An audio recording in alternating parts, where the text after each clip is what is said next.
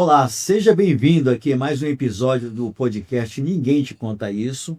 E como sempre eu vou trazer aqui um especialista em algum tema importante para falar para vocês, passar bastante informação interessante. E hoje eu trago aqui o doutor Alberto Faro. Seja bem-vindo, doutor Alberto. Obrigado, professor. Bom dia a todos. Ótimo estar aqui nessa manhã chuvosa. Não foi fácil chegar, mas fico feliz aqui de fazer esse bate-papo com você. Ainda mais numa cidade tão grande como a cidade de São Paulo, né, doutor? Tem essa E- questão ex- toda lá da locomoção, esse negócio é complicado. Exato, mas deu tudo certo e é um prazer.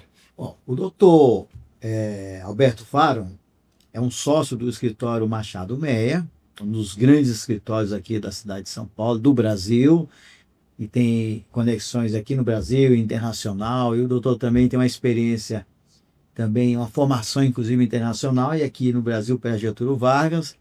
Ele vem hoje aqui falar conosco dessa questão de operações estruturadas financeiras e como que a perícia investigativa pode ajudar a consolidar esses processos para que os clientes sejam bem atendidos. Doutor, iniciando aqui nossa pergunta inicial, o que é uma estruturação financeira de um projeto desse nível? Ótimo. Ótima pergunta, professor. Então vamos dar um passo atrás para explicar um pouquinho como é que o mercado funciona e como é que essas operações são desenhadas e estruturadas. Se a gente pegar, por exemplo, o setor de infraestrutura, né? O que é o setor de infraestrutura no Brasil? O setor de infraestrutura no Brasil, muita gente não sabe, mas todos os projetos, né? Grandes projetos, grandes obras que são necessárias ao nosso dia a dia aqui, a construção de um aeroporto, de uma rodovia, de um porto, de uma usina de geração de energia, hoje no Brasil são realizadas por empresas privadas. Essas empresas privadas que investem no setor de infraestrutura têm a necessidade imensa de captar recursos no mercado, que no Brasil há um gap e uma necessidade grande de investimentos em infraestrutura. E, por exemplo, quando uma empresa decide, então, construir um aeroporto, ela vai, muito provavelmente, procurar uma série de instituições financeiras para que ela estruture e modele o financiamento que vai ser necessário para a construção e operação desse projeto. E aí nasce uma operação estruturada de captação de recursos, onde essa empresa, seus acionistas, num primeiro momento, vão modelar o seu negócio e a partir daí buscar uma série de financiadores a esses projetos. Esses financiadores têm natureza distintas, podem ser financiadores locais no Brasil, podem ser financiadores externos, podem ser bancos comerciais, podem ser bancos de fomento, bancos públicos, nas suas mais diferentes formas, mas em essência uma operação estruturada de financiamento é uma matriz de fontes de financiamento distintas, onde os recursos são captados para que um grande projeto no setor de infraestrutura ou fora do setor de infraestrutura seja finalmente construído e operado. Muito bom, é uma boa explicação assim no âmbito geral, mas eu vou entrar nos detalhes aqui. Claro. Por exemplo, aqui no Brasil, nesse governo anterior, eu via muito o ministro lá, o Tarcísio, batendo martelo na bolsa, que aprovou a PPP, privatização de grandes obras. Quando acontecem essas privatizações, é necessário fazer esse projeto. É assim que funciona na prática. Você está correto. Então, para a gente entender um pouquinho melhor como esse setor nasce, da onde as operações estruturadas de financiamento decorrem. No passado, esses projetos de infraestrutura basicamente eram projetos geridos pelo Estado, pelo governo, não eram projetos privados. Em algum momento, com a privatização, desestatização, esses projetos passam à iniciativa privada e aí projetos de licitação, processos de licitação, de concessão, outorgam o direito de construir esses projetos e auferir a receita que decorre desses projetos à iniciativa privada. Então, a partir daí, a gente começa a ter no Brasil, sobretudo na década de 90, os primeiros projetos de licitação e de concessão que nada mais são do que outorgar, né, passar à iniciativa privada a responsabilidade por operar e construir esses projetos. E essa é a forma correta, professor. Como é que esses projetos vão parar na mão da iniciativa privada?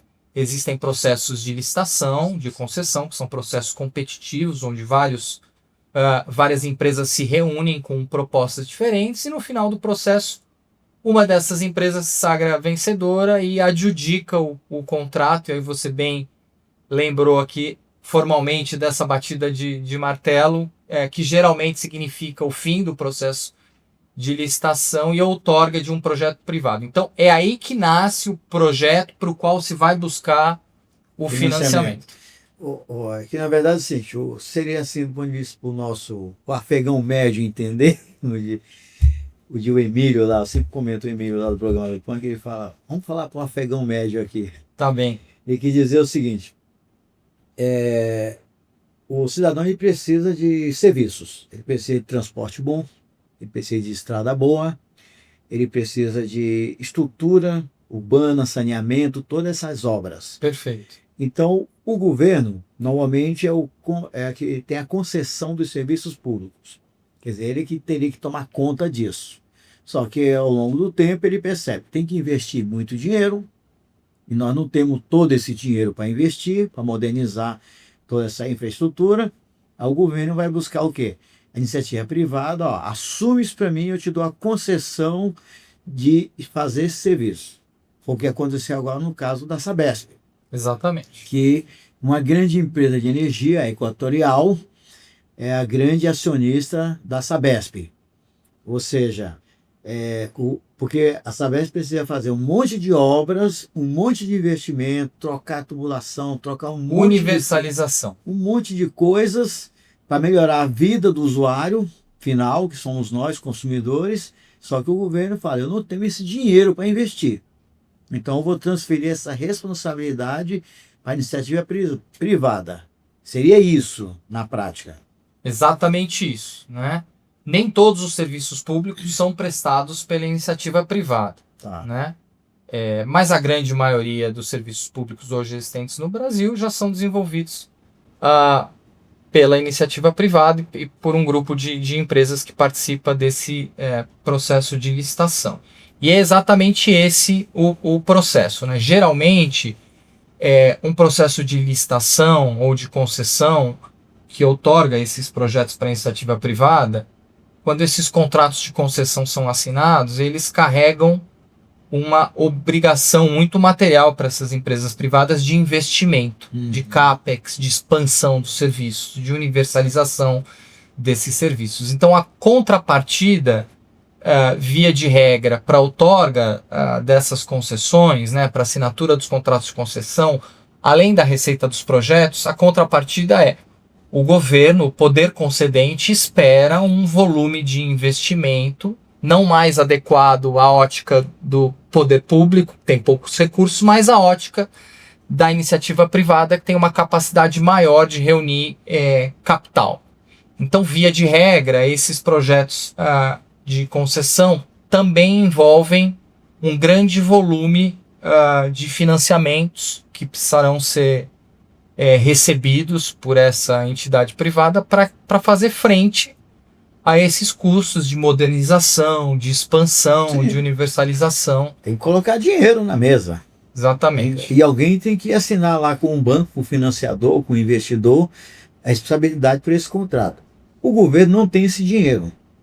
Que para ele ter esse dinheiro vai ter que reduzir gastos ou aumentar a receita.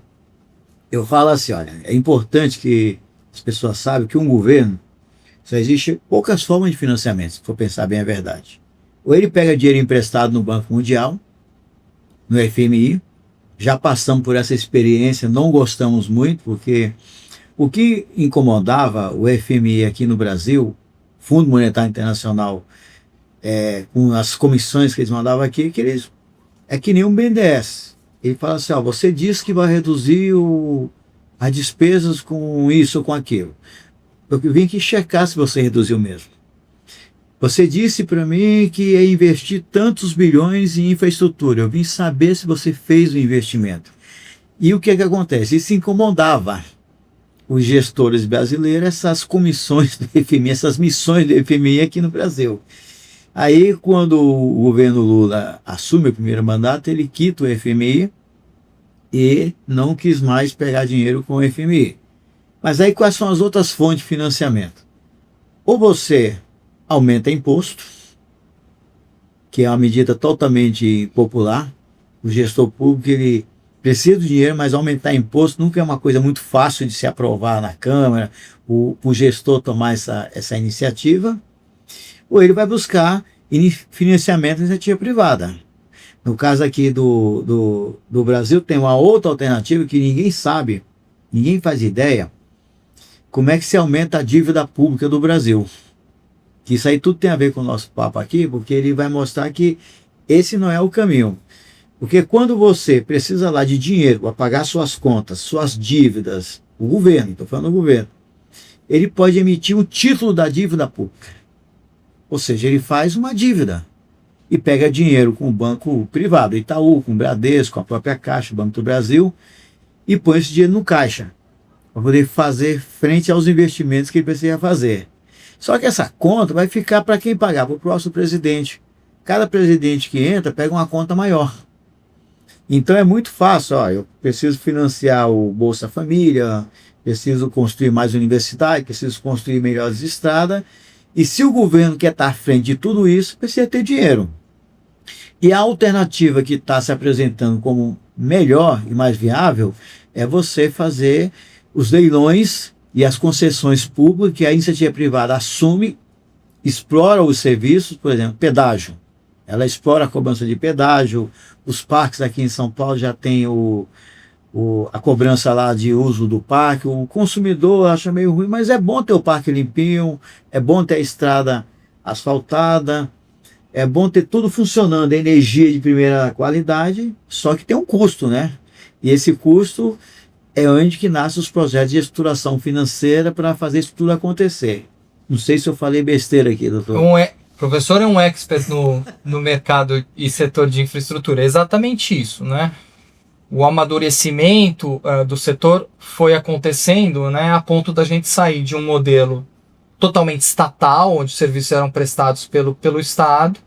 Depois a gente passou por um modelo onde esses serviços passam a ser prestados pela iniciativa privada, mas num primeiro momento obtendo financiamento, sobretudo de bancos públicos, financiamentos subsidiados, para chegar onde a gente está hoje, num modelo mais equilibrado, onde já existe um mix desses financiamentos entre um volume menor de crédito que vem ainda de bancos públicos que são necessários, algum subsídio para determinados setores ainda é necessário, mas sobretudo hoje há uma preponderância imensa do capital privado no financiamento desses projetos, né? E o que é o capital privado no financiamento desses projetos? Ele vai se colocar de diferentes formas e estruturas, né? Você pode ter uma emissão, uma oferta de dívida, uma emissão de debêntures,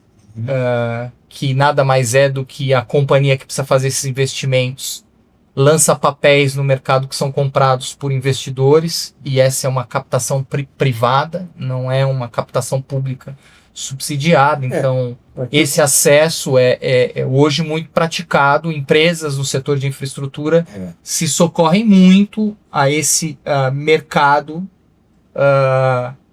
comumente denominado mercado de capitais, para obter esses recursos. Para que o nosso público entenda, é assim, quando você quer buscar, você é uma empresa de capital aberto, e está listada na Bolsa de Valores, você quer buscar dinheiro, você faz uma oferta de ações. Se a empresa não está, ela faz um IPO e entra para a Bolsa, e ela capta recursos dos investidores que têm interesse em investir naquela companhia, e se capitaliza a empresa.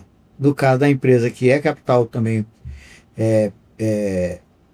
SA, mas é capital fechado, ela pode emitir as debêntures, que é um tipo de título, tem esse nome, né? Debêntures, nada mais é que me presta dinheiro e eu te pago com essa taxa em tanto tempo. E aí, se você quer ser um sócio investidor do meu negócio, eu te prometo essa rentabilidade, como esses juros, te dou os atrativos que cada lançamento de debênture tem. O escritório Machado Meia faz todo esse tipo de operação também? Olha, o escritório nasceu com esse DNA. Desde a sua fundação há mais de 50 anos atrás, o escritório já nasce para atuar num setor que se iniciava no Brasil já na década de 70, onde essas atividades empresariais precisavam encontrar fontes de financiamento. E essa atividade empresarial, sem prejuízo de várias outras que o escritório desempenha, né, que é um escritório chamado full service, o que significa dizer que atua em todas as áreas, em litígio, em áreas diferentes do direito, mas o escritório particularmente tem uma vocação muito grande para esse setor empresarial, notadamente assessorando bancos e empresas na captação desses recursos, como você mencionou, muitas vezes via ofertas de ações, né, o que o mercado chama de ofertas equity, e por outras vezes ofertas de dívida como debêntures. Então, participamos já de um grande número dessas operações de captação via diferentes instrumentos, diferentes formas. Operações são estruturadas para captação de recursos no Brasil e fora do Brasil, além, obviamente, de captações bilaterais, onde uma empresa contrata um banco, e aí, diferentemente de uma oferta via mercado, né, é uma relação bilateral entre empresa e banco naquele diálogo da tomada de recursos. A empresa oferece as próprias garantias, né? Exatamente, né? Como a gente já sabe, qualquer empréstimo pressupõe a prestação de garantias e contragarantias, e nesses projetos e grandes estruturações não é diferente, né? A não ser que o banco queira participar do projeto, queira ser um investidor. É o caso que faz muito a Itaúsa, né? E pode acontecer, é bastante frequente que bancos e entidades financeiras participem como acionistas, investidores desses projetos. E essas garantias podem se dar de diferentes formas. Podem ser garantias atreladas ao próprio projeto, às receitas e ativos do projeto, o que a gente chama de project finance, ou financiamento de projetos, ou podem ser outras garantias corriqueiras, fiança bancária, avais e outras garantias dos sócios. Então, esse é um formato que vai ser modelado justamente com a ajuda dos advogados, de outros assessores, dos bancos e da empresa, para que se modelem esses projetos estruturados. E o escritório poderia, assim, o doutor poderia falar se é algum caso assim que é mais assim de domínio público, se é alguma situação que o escritório tenha participado, assim, que as pessoas possam identificar como é que aconteceu uma operação dessa na prática? Claro, esses projetos são públicos e eu esse ano fiz 26 anos de escritório, né? Mais da metade da história do escritório, sempre atuando nessa área de financiamento de projetos e em várias oportunidades assessorando as empresas, em outras tantas oportunidades assessorando os próprios bancos que concedem esse crédito, né? E outro dia estava tentando até fazer um levantamento global de quantas ofertas, captações e operações de crédito, em qual valor, talvez já tenha reunido ao longo da minha carreira. Não consigo estimar esse número, mas ao longo desses últimos anos foram várias operações de captação emblemáticas que ajudaram a universalizar e a modernizar vários setores de infraestrutura, né? E essas operações passam desde essa captação que os próprios projetos fazem e também passam muitas vezes por captações um pouco diferentes, mas que socorrem esse setor de infraestrutura. Muitas vezes, por exemplo, um banco público vai captar recursos lá fora para que este banco público, ao captar esses recursos, possa então aplicar esses recursos como banco público no financiamento de vários projetos de infraestrutura. Eu teria até dificuldade de citar um ou outro projeto, mas se a gente pegar, por exemplo, um setor de infraestrutura que tem um histórico muito grande de captações e que é um setor com uma ótima segurança jurídica, o setor de energia elétrica, por exemplo, é um setor que socorre muito desse tipo de captação para fazer frente a esses custos de construção e operação, né? E sempre foi muito gratificante poder ajudar na captação desses recursos que no fim do dia são usados para construção de parques de geração de energia que tem o efeito prático de basicamente possibilitar aqui o nosso dia a dia, né? Então vou me lembrando ao longo da nossa conversa de vários aqui. A gente estava conversando aqui, eu estava lembrando o seguinte, que na época da Copa tinha a previsão de ter aquela linha 17 que passaria em frente ao aeroporto de Congonha, era aquele trem suspenso, e aquilo lá não aconteceu para a época da Copa. Agora já vemos a propaganda aí que a empresa BYD finalmente vai colocar o trem para funcionar. O senhor conhece desse caso? Por que demorou tanto tempo? O que aconteceu?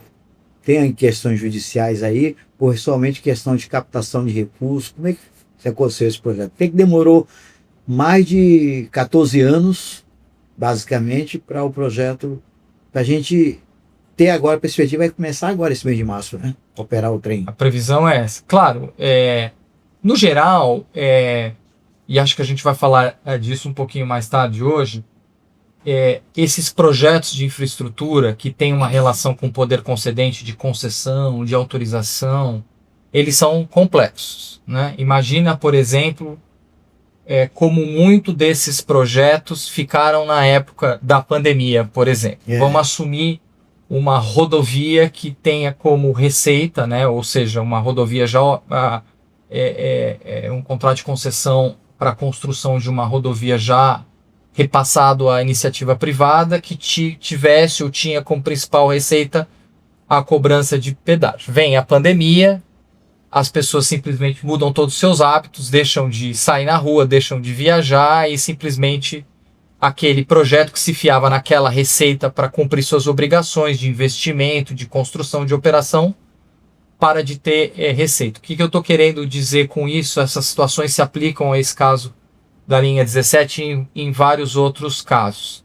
Essas situações vão gerando pleitos de reequilíbrio econômico que decorrem dessa relação, significando, em boa tradução, uma requisição do ente privado para dizer, olha, eu tinha uma expectativa de receita e que eu não tenho mais nesse caso, diante de fatos que não estavam sob meu controle. Logo, a gente vai precisar repactuar esse contrato para que eu volte ao nível original, a que consiga, né, assumir de fluxo de caixa, volte ao nível original da equação, para que eu possa voltar a assumir essas obrigações. Muitas vezes essas discussões não são rápidas e o efeito prático é que os projetos são paralisados.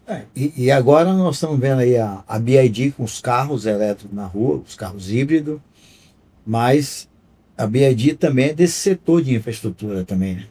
Eles são gigantes na China e como uma boa empresa chinesa, atuam em diferentes setores, né? Então eles têm tecnologia aplicável ao setor automotivo, tecnologia aplicável ao setor de transportes, e acho que são um ótimo parceiro aí para a linha 17 com a solução tecnológica dos trens, né?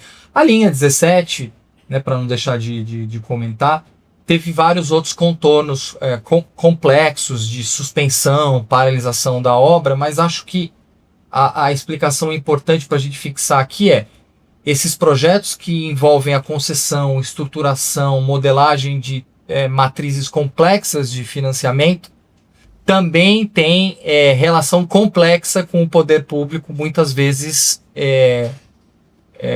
causando paralisação, renegociação por conta dessas repactuações e renegociações que vão acontecendo com o poder público ao longo da vida do projeto.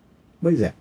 Então, aí o que acontece é o seguinte, a minha área de atuação, mais é na parte de perícia investigativa, financeira, que a gente analisa esses contratos quando acontece algum problema, olha, você está me cobrando esse valor e eu estou dizendo que eu não devo esse valor. Isso é muito comum acontecer nesses grandes contratos. Sobre negócio de índice, quando atrasam um pagamento, quando a obra atrasa, aplica aquela multa, as punições, tudo que foi definido lá atrás pelos advogados nos contratos, na hora de cumprir, pô, eu não entendo dessa maneira, eu entendo assim.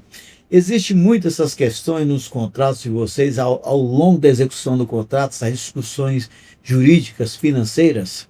Muito, né? Ao mesmo tempo em que o nosso dia a dia também é de negociar operações que trazem dinheiro novo para os projetos, para construção e operação, uma parte da nossa atuação também é destinada a resolver os problemas, conflitos jurídicos, conflitos e o problema que esses projetos vão enfrentando naturalmente ao longo da sua vida, né? Vamos imaginar de novo essa situação da rodovia, que diante de um evento nunca antes antecipado, né, ou antecipável, que foi a pandemia, deixa de ter receitas de um projeto. Imagina a complexidade, e você como perito vai conhecer bem como é que se calcula esse fluxo de caixa, como é que se calcula essa perda de receita, tudo isso para que essa renegociação e repactuação, denominada nesses contratos como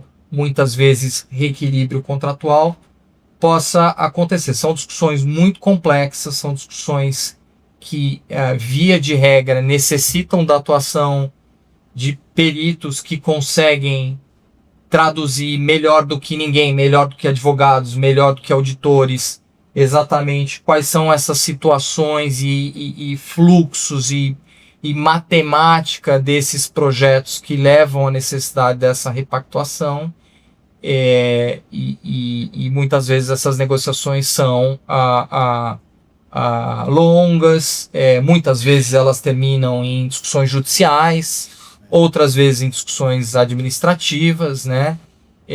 Mas, via de regra, a minha experiência mostra que as soluções para esses projetos de infraestrutura, sobretudo nesses setores que a gente está discutindo aqui, acabam sendo encontradas, né? Porque, não sendo assim, o que sobra para esses projetos é simplesmente a caducidade, o término dessa concessão, e aí essa é uma situação problemática para o poder público, para a iniciativa privada, para os usuários do serviço. Então, acho que a boa notícia é, mesmo diante dessa complexidade desses temas e dessas renegociações para esses projetos que encontram essa dificuldade, a história mostra, né, e a prática de mercado mostra que, via de regra, eles conseguem se compor. E aí tem um outro elemento também que denota bastante complexidade aqui. Além dessa negociação com o poder público, esse projeto, muito provavelmente, concomitantemente a essa discussão com o poder público, vai ter que falar com seus credores, com os bancos que emprestaram dinheiro e que muito provavelmente estão sendo afetados por uma situação, por exemplo, de perda de receitas desse projeto. Então imagina como é complexo uma discussão onde um projeto que deixou de ter receitas precisa, de um lado, discutir com o poder público uma solução para aquele projeto e, de outro lado, negociar com seus credores soluções que possam também não penalizar os financiamentos existentes. Né? Eu atuei num caso que cabe bem isso aí que você está falando. Eram 4 bancos que tinham investido 500 milhões numa empresa, setor de infraestrutura. E essa dívida estava em 500 milhões. E quando eu fui recalcular essa dívida, nós chegamos que o número correto era 80 milhões. E a justiça cravou esse número, de 80 milhões.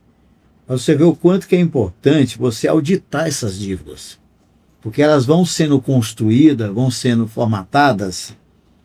E se você não olhar para essas questões mesmo de periciar esses contratos, depois, quando eles nascem, é que nem um casamento, nasce para dar certo, é tudo perfeito. Só que no decorrer deste casamento, não é bem assim que as coisas costumam acontecer. Aí todo mundo acha que tem direito de cobrar aquilo, E aí, quando você vai ver, tem dívida para cá, direitos para lá. E é nessa hora aí que a advocacia e a perícia se unem para encontrar uma solução. Porque fala-se muito pouco ainda de perícia aqui no Brasil. Fala-se muito como não se trata de perícia criminal, a bala foi, pegou, não pegou, mas o que move o mundo, eu sempre falo, é as questões financeiras. Eu falo com o Dulce, nosso amigo que eu vou entrevistar aqui daqui uns dias, eu falo assim, não existe nenhum crime que não tenha uma motivação financeira por trás. Todos eles, em algum momento, tem uma questão financeira que lá na ponta, se fizer a teia de aranha, vai se conectar. Então, lá no escritório Machado Meia, vocês aí, é um escritório admirado. Eu vi que vocês têm 21 mil seguidores no Instagram, e para o escritório é muito. Quem que vai seguir escritório de advocacia? Não é o artista. É bastante. Então, é um escritório admirado. Hoje são quantos colaboradores?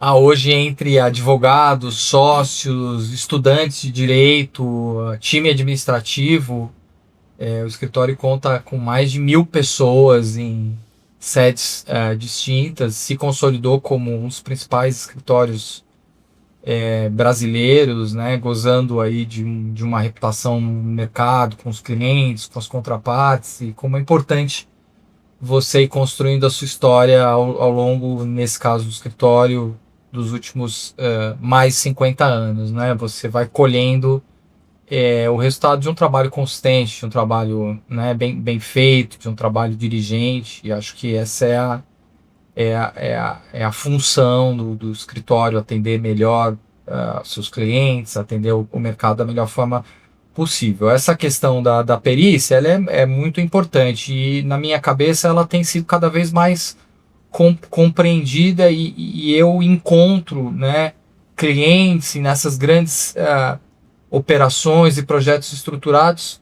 Tenho tido a grata surpresa e notícia de que a perícia, que muitas vezes pode carregar outros nomes, né, uma auditoria específica financeira, ela tem cada vez mais acontecido antes nesses projetos, né? Sempre quando esses projetos começam a enfrentar alguma turbulência, alguma dificuldade financeira, a minha experiência tem mostrado que projetos, os acionistas, os próprios bancos financiadores não tem mais esperado aquela fase litigiosa para contratar uma assessoria, uma perícia, para calcular. Isso tem acontecido com uma certa antecedência, de modo que todo mundo acabe, como você mencionou, conseguindo com alguma antecedência, entendendo qual é o tamanho do buraco, fluxo de caixa aplicável. Então, eu tenho visto com cada vez mais frequência projetos, negócios contarem cada vez mais cedo com a ajuda de auditorias e perícias técnicas especializadas, para além daquela fase óbvia do processo, né, onde o perito de fato vai conseguir traduzir as informações para o juiz de uma forma que o juiz possa julgar, entender aqueles números de uma forma adequada, e isso é tão importante porque o trabalho do perito que traduz, né, esses cálculos, esses números, geralmente se traduz numa melhor sentença, num melhor julgamento, e tudo isso se traduz em segurança jurídica. Porque na verdade, eu costumo dizer o seguinte, o juiz é um advogado também, e o advogado, por definição, ele não foi treinado para apurar essas questões de números, de contabilidade, de questões de matemática financeira, questões de fórmulas complexas, que às vezes os contratos põem lá, mas ele tem um problema na mesa dele que ele precisa dar uma solução. E o objetivo da justiça é fazer justiça. Ele tem que realmente dar soluções jurídicas ali, decisões que reflitam a justiça. E o que eu observo é que os advogados, de uma forma geral, tanto aqueles que estão de um lado como estão do outro, começam a jogar muita informação no processo, documentos, toda a natureza, todo mundo dizendo, eu tenho direito, eu tenho direito, eu tenho direito, não é isso, as contestações, vai para o tribunal, volta, agora os tribunais estão se unificando, né, mesmo nome de processo, mas aí fica uma hora que não tem outra solução para o juiz a não ser recorrer ao perito.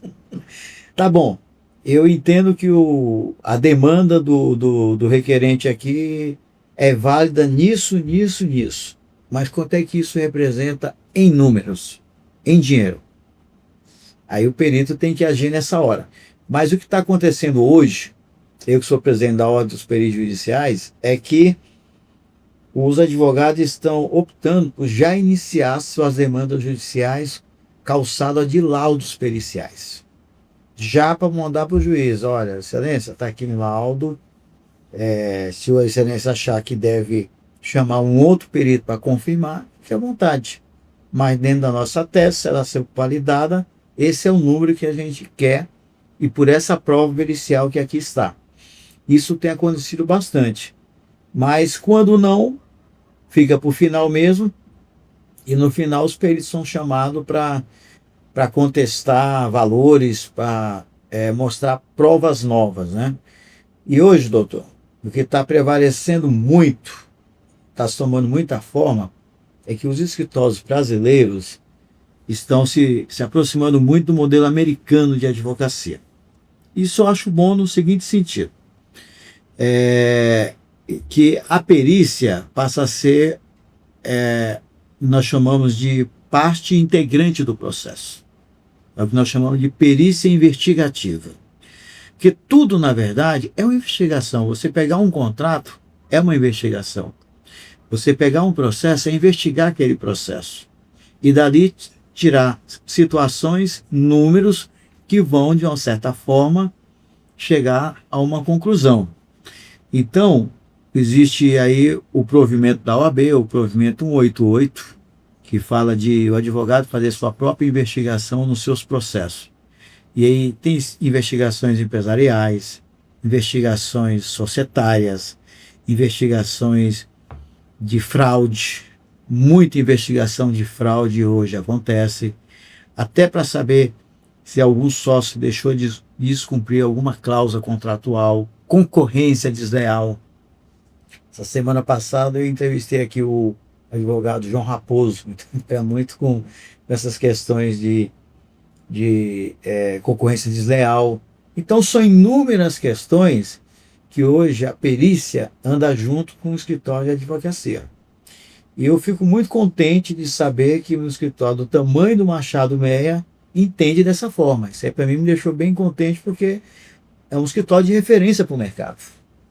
Isso aí é uma coisa importante, eu acho. Sem dúvida, eu acho que existe uma simbiose muito grande, um interesse muito comum entre o advogado e o perito, né?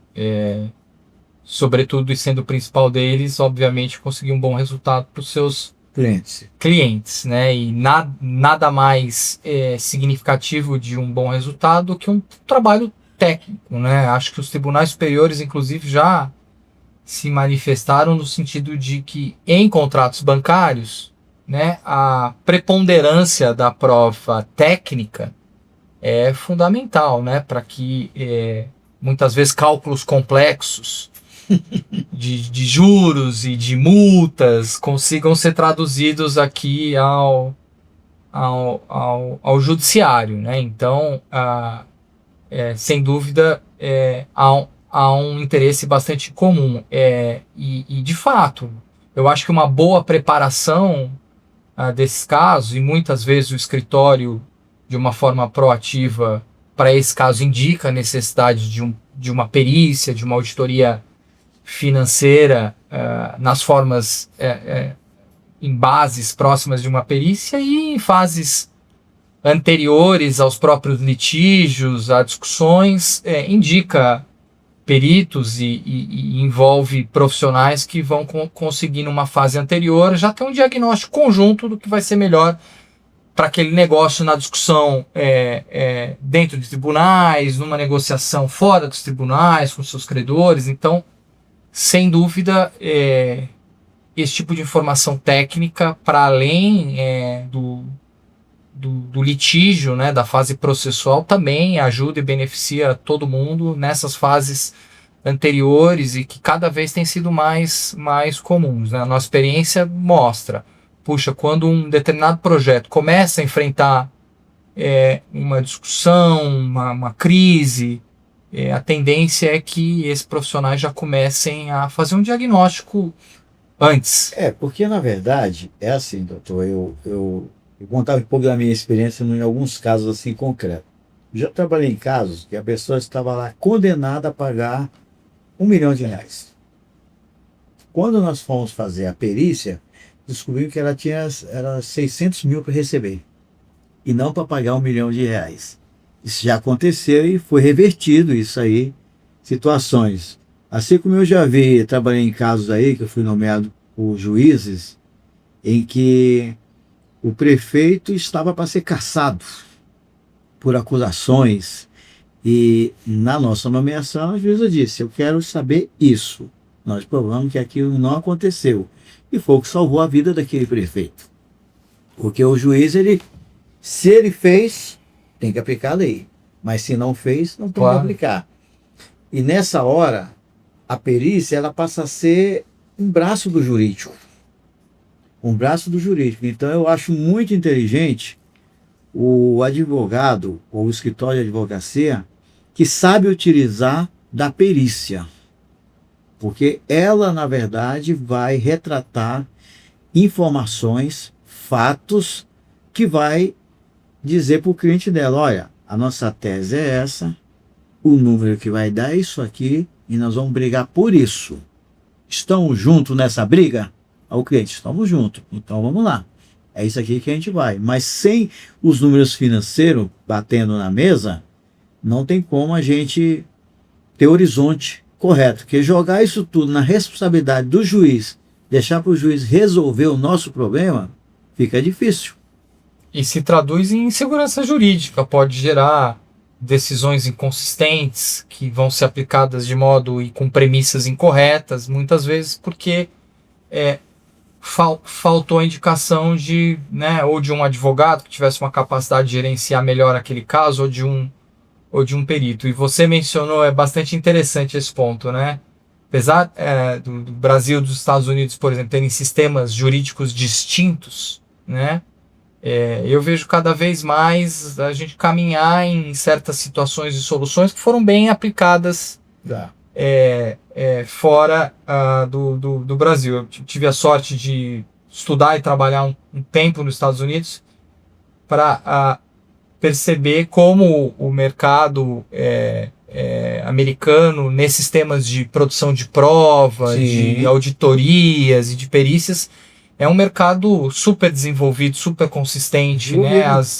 As ações judiciais caminham lá desde o início, sendo seguidas por diferentes provas técnicas e profissionais, e acho que a gente com bastante sucesso, apesar de novo de, né, termos sistemas jurídicos diferentes, tem cada vez mais se aproximado desse formato, né? Eu tenho visto isso também. E não só deixar na responsabilidade do juiz. Porque o juiz ele vai nomear lá um perito, que ele, em tese, confia, e esse perito pode ter um entendimento que não é o seu. E aí ele vai dar lá um laudo, vai chegar no número lá daquele processo. Poxa, mas eu paguei o perito do juiz e o perito me deu uma sentença contra mim. Então eu acho interessante que cada escritório tenha seu perito assistente, que vai instruir nas provas. E muitas vezes o advogado enxergava uma coisa que o perito faz, olha, vou te mostrar outra realidade, não é o que você está enxergando não. E aí é bom porque o cliente já entra no processo sabendo quais são as possibilidades reais. Porque uma coisa muito ruim para o cliente, ele tem uma expectativa muito diferente do que ele tinha no início, que ao longo do processo pode frustrá-lo completamente. Eu já trabalhei em casos de soluções de sociedade. Isso é um caso bem interessante de falar, porque uma separação conjugal, e a pessoa ela entra na justiça para requerer a participação dela da empresa. Eu quero minha parte. vamos separar, eu tinha 40% da empresa, então eu quero minha parte. O juiz, vamos calcular quanto é que é a parte dela. Aí quando a gente vai analisar toda a infraestrutura financeira de informações, a gente descobriu que ela estava devendo dinheiro para a empresa. E ela não tinha nada para receber, ainda tinha que pagar para a empresa. Porque quando a gente é sócio das organizações, a gente tem responsabilidade com os prejuízos que a empresa tem. Então, se a empresa precisa recompor aquele prejuízo, precisa colocar a sua parte lá. Quando foi necessário no passado a empresa fazer seus aportes de capital, a pessoa não investiu, só que investiu foi o outro sócio. Então ela ficou com conta corrente devedor dessa dívida. Então as coisas não estão mais como antigamente, que você entra na justiça, vou pegar minha grana e vou cair fora. E você pode tomar, às vezes é melhor você negociar amigavelmente ali, só entre advogados, vamos dizer assim, de que buscar o judiciário. Porque chegou lá, o juiz tem que dar uma decisão. E a decisão pode não ser muito boa para você. E eu também já fiz muitas perícias iniciais que inviabilizou a entrada do processo. Porque descobriu-se, olha, essa é a verdade. Se quiser que eu minta para você, eu minto. Mas a verdade é essa. Então eu não tenho direito. Então você não tem direito. Então é melhor você fazer esse acordo que aparentemente você está me enxergando como ruim, faça, porque se você entrar aqui, amanhã isso aqui pode se virar contra você. Ou o contrário também. Então eu acho que cada vez mais, o doutor falou certo, os escritórios de advocacia estão se assessorando de bons peritos para tocar suas demandas. Porque no final das contas, o que é o direito se não for para buscar o direito? Claro. E o direito, no final, se transforma em evento financeiro. Porque o que move a sociedade é os fluxos financeiros de capitais. As pessoas não gostam muito de falar sobre isso, quer ficar mais no lado romântico da vida, mas no final das contas, tem as questões financeiras que prevalecem. Imagina um escritório que tem 1.000 colaboradores, quanto que não deve ser o tamanho de uma folha de pagamento para 1.000 colaboradores, a estrutura que tem que manter, fora os terceirizados, os parceiros, e tudo isso aí, o escritório só consegue manter essa estrutura funcionando se ele tiver sucesso nas suas demandas judiciais. Claro. Sem essas perspectivas de sucesso, os clientes não acreditam naquele escritório. Toda a demanda que eu jogo lá, o escritório não tem sucesso. Então isso fica uma imagem negativa. E com certeza o Machado Meia tem muito sucesso, porque tem muitos seguidores no Instagram. Olha, disso a gente se orgulha muito.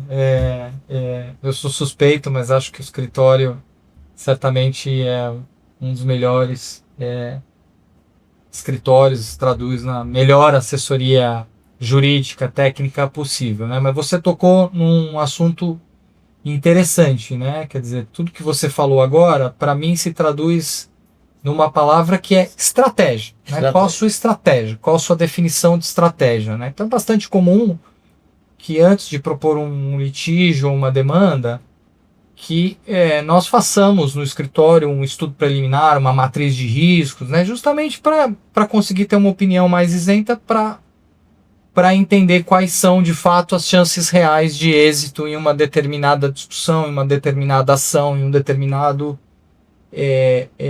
pleito, né? Acho que isso e tem sido cada vez mais comum, né? Eu diria que a regra hoje, inclusive, quando há a propostura de um litígio, de uma ação judicial, ou quando há o início de uma negociação comercial entre as partes, a tendência é que o mercado, os nossos clientes, as partes já estejam nessa altura muito bem conectados com todos os riscos e prós e contras que aquela situação pode acarretar. Você descreveu bem situações, e o judiciário, apesar, obviamente, de ser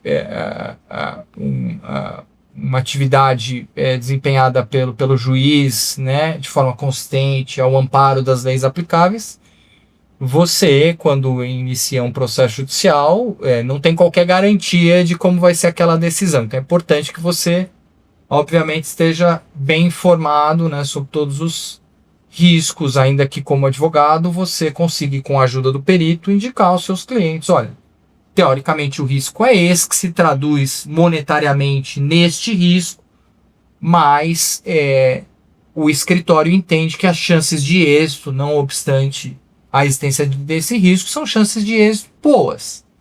Então é com base nesse fundamento, nessa opinião, que muitas vezes o cliente vai em frente. Porque senão, para que eu vou patrocinar uma ação que eu estou sabendo que eu não terei, as chances de êxito são pequenas. E o que eu vejo também no direito americano é que quando o cliente procura o escritório, é feito toda uma estratégia antes, como o doutor bem falou, para se tentar, inclusive, não judicializar o processo. O objetivo é buscar tentativas de acordos, tentativas de soluções, em tese, jurídicas, mas sem acessar o sistema judiciário. Tentar resolver antes de tudo. Porque a judicialização, ela fica depois, para muitos, aí uma roleta russa. Não sabemos o que vai acontecer. Eu não concordo com essa tese, e negócio de cabeça de juiz, aquela história. Não, eu acho que são processos mal fundamentados, que a pessoa joga lá no judiciário, pega o número de processo e está ali. Estou processando. Mas aí, com base no quê? Com fundamento no quê? Qual é a legitimidade disso aí? A estrutura desse processo está bem feita, não está bem feita? Porque você simplesmente fazer uma petição lá e dizer que você tem direito de receber X valores de outra pessoa é simples. Mas aí, como é que fica depois para você provar isso, para ficar de pé? E o que, por exemplo, eu escuto muito, né? Eu sou um bom corintiano, toda hora eu escuto, o Corinthians está com a dívida de quase 3 bi. E eu falo para todo mundo, é mentira, essa dívida não é disso aí, tenho certeza que não é. Ah, está devendo 700 milhões no estádio. Não é verdade. Eu tenho certeza que não é verdade, mas a narrativa é essa. E nisso aí já virou parte do imaginário popular dos torcedores, de todo mundo. Mas eu tenho certeza, se fizer uma perícia ali, vai descobrir que não é 2.700 e vai descobrir que a dívida não é de 700 milhões do estádio. Eu, como bom palmeirense, mas como bom operador do direito, entendo que as informações têm que ser acuradas, né? Então, nesse caso, eu acho que certamente, sendo, né, Corinthians, seus credores, partes sofisticadas, né, que certamente serão capazes aí de procurar auditorias e perícias que no momento oportuno vão conseguir quantificar esses passivos de uma forma correta, né? Mas em essência é isso, né? Quer dizer, a definição da melhor estratégia e para além da estratégia, né? A definição da melhor assessoria, com bons advogados, bons peritos, bons auditores, boa assessoria financeira é o que molda um pouco do sucesso dessas discussões judiciais, discussões comerciais e tantas outras interações aqui que estes projetos e negócios vão tendo de tempos em tempos, né? Doutor, agora para a gente já ir assim mais para a reta final aqui do nosso bate-papo, é o seguinte: quais são os desafios hoje que a advocacia empresarial vai enfrentar aqui para frente? Por exemplo, quais os desafios que o escritório Machado Meia enxerga que a classe empresarial vai demandar de problemas jurídicos daqui para frente? Quais são os principais problemas? É os mesmos, modernizado, ou vai ter novas demandas, novos nichos de mercado? O que você imagina hoje? Claro, acho que hoje a gente vive um momento macroeconômico bastante desafiador no Brasil, né? Se a gente pegar um ambiente onde eventos que afetaram muito a nossa economia, desde a Lava Jato, passando pela pandemia e chegando a um momento atual de alta de juros que tem pressionado empresas, companhias, não à toa, a gente provavelmente nesse ano vai ter o maior número de empresas pleiteando recuperações judiciais e extrajudiciais. Então eu não vejo um desafio para a prática jurídica, porque eu acho que, muito ao contrário, essa situação macroeconômica inclusive nos apresenta Oportunidades. uma oportunidade de atuar em diferentes segmentos, em diferentes setores, mas ao mesmo tempo eu reconheço que essa situação bastante desafiadora no cenário macroeconômico vai elevar a pressão e sobretudo para empresas alavancadas, com bastante exposição de crédito, pelos próximos anos. Então eu diria que o principal desafio é colocar a bola no chão, tentar organizar, sobretudo, um pouco melhor essas discussões mais recentes e tantas empresas e pedidos de recuperação judicial e extrajudicial de uma maneira a poder dar continuidade a um mercado cotidiano de crédito, né? O que eu quero dizer com isso, né?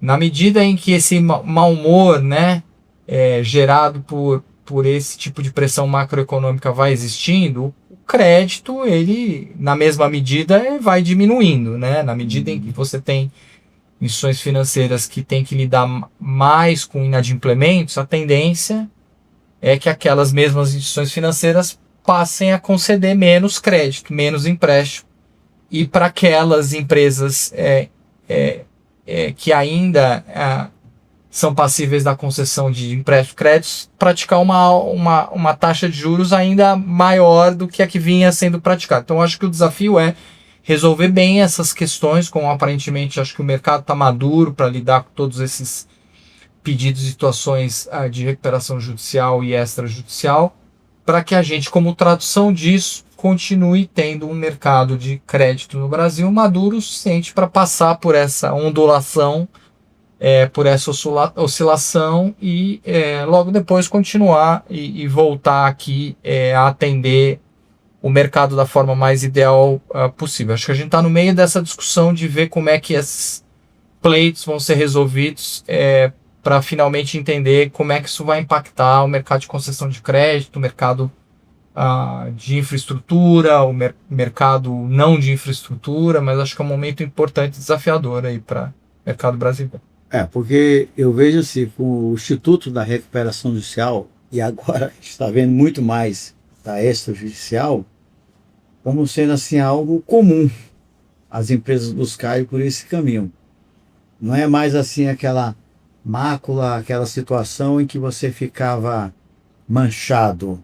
Não é difícil que o mercado existe, é possível daquilo ser feito e vai ser feito, vai ser utilizado daquela forma. E agora, como eu falei, recuperação institucional, tendo algumas grandes aí, está chamando a atenção do mercado, porque os custos de uma recuperação judicial podem inviabilizar o negócio da empresa.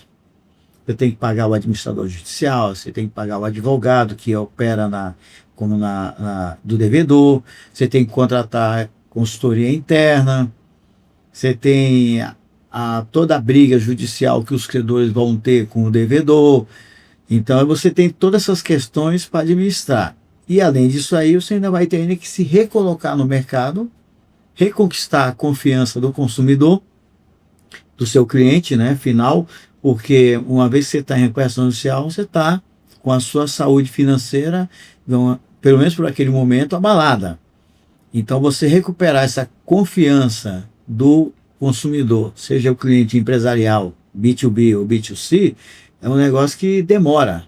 Que hoje com os fluxos financeiros, capitais, aí você cresce muito rápido com a propaganda, a mídia.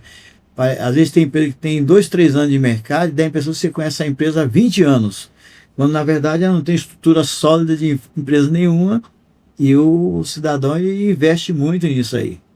Então eu acho que passa pelo nosso futuro, na minha opinião, ou toda a sua opinião, passa por a gente ter uma estabilidade na política também.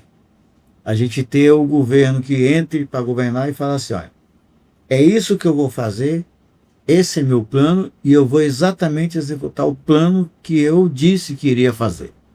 O que a gente tem visto são governos que entram com uma proposta política e no meio do caminho mudam muito essa proposta política Isso dá o que nós chamamos de insegurança jurídica para os contratos.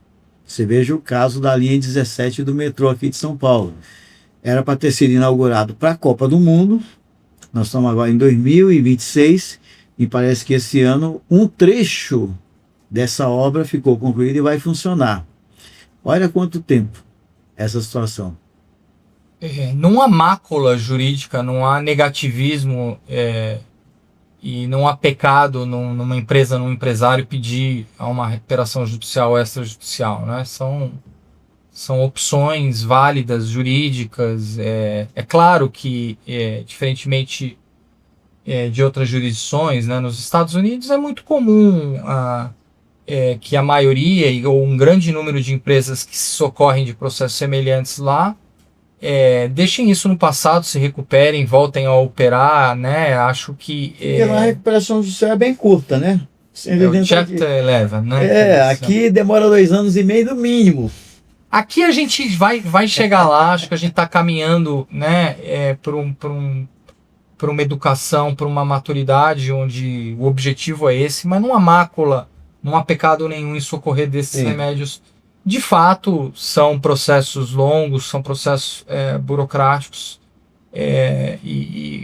mas que tendem, né, se bem conduzidos, a darem novamente a condição para esses empresários, empresas, seus acionistas de voltarem a fazer negócio, e mais importante, né, de se traduzirem numa segurança jurídica para o mercado, para o sistema como um todo, no sentido de que os fornecedores podem continuar confiando naquele mercado, os credores podem continuar confiando naquele setor que eventualmente passou por problemas financeiros, enfrentou uma recuperação judicial ou extrajudicial, uma renegociação em boa-fé com seus credores, mas se recuperou. Acho que a gente vai chegar lá num momento maduro de mercado onde a maior parte desses projetos se recupere, né? Acho que a gente não chegou lá, mas a tendência, né, assumindo que esses projetos sejam bem assessorados, esses empresários sejam bem assessorados, é essa. Doutor, já me alertaram aqui, que eu já estourei, foi meu tempo aqui. Então, vou pedir para vocês seguir nosso canal, clicar lá no sininho, curtir nossos vídeos, divulgar, vai ter nossos cortes aí. Isso aqui a gente vai mandar depois todo o material para o doutor também divulgar, para aumentar seus seguidores aí no Instagram. E eu queria agradecer muito. O doutor fala bem, explica bem, é bem didático. Uma entrevista maravilhosa, aprendi bastante. Escutando aqui de alguém que está no leme de um navio gigante aí, comandando muitos clientes, muitos processos, muitas organizações. Então, muito obrigado por ter vindo, pelo seu tempo. Eu espero que em outra oportunidade possa se encontrar novamente. Foi ótimo, adorei o bate-papo, obrigado. Então, aguardo vocês aí no próximo episódio do podcast Ninguém Te Conta Isso.